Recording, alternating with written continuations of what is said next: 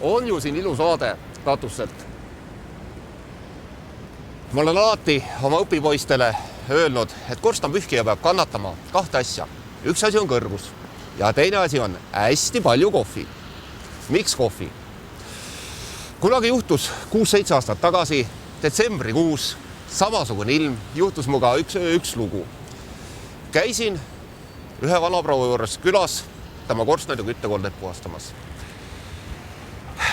Tegin tal ilusti, käisin katustel ära, tegin korstnad puhtaks, jõudsin alla. Ma olin parasjagu läbi külmunud, märg ja hakkasin talle puhastama pliitat soemüüri.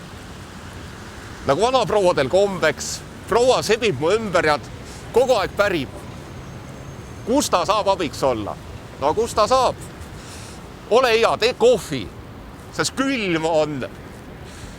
Mina lõpetasin küttekolde puhastamise, vanaproua lõpetas kohvi tegemise ja samal ajal oli ka laud kaetud. Siis me istusime ilusti laua taha maha ja siis hakkas vanaproua küsima.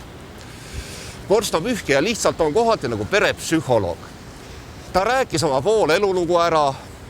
Kui me ükskord lõpetasime kohvi joomisega ja ma ära minema hakkasin, vanaproua mind ära saates ütles, ma sain nüüd tükk maad targemaks. Ma ütlesin, vastasin selle peale, et vaadake, kui ma poleks kohvi küsinud, siis oleksin ma lihtsalt uksest välja läinud. Teie poleks küsinud, mina poleks rääkinud. Nii et vahete vahel on kasulik, kui lihtsalt inimesed räägivad rahulikult üksteisega, kuulavad üksteist ja lihtsalt suhtlevad üksteisega.